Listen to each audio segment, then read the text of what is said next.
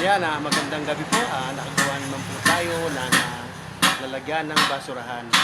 So yan po, kung halimbawa po mayroon po kayong mga pinaggamitan o pinagpalitan na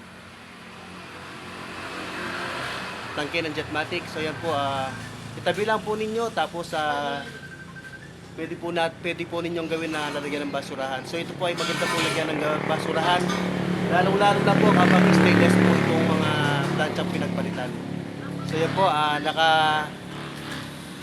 nakapagpalit ka na ng Jetmatic. So yan, mayroon ka pang basurahan. So yan, nakagawa naman po tayo ng lalagyan ng basurahan. Galing po ito sa mga pinaggamitan Jetmatic. So yan, so ito pong pinakapit na po niya ay nilagyan na lang po natin siya ng paa.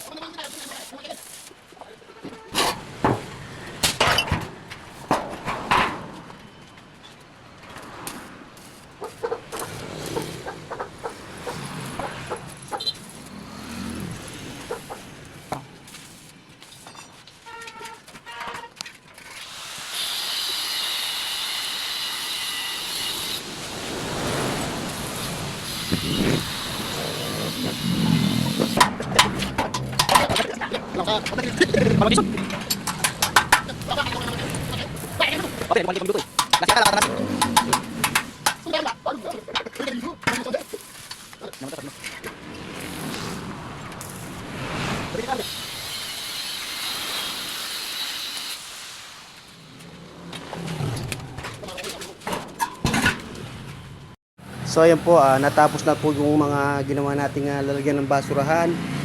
Muli po, kung halimbawa pong mayroon po kayong mga pinagpalitan na Jetmatic dyan, ay huwag po ninyong ipagbili o itapon.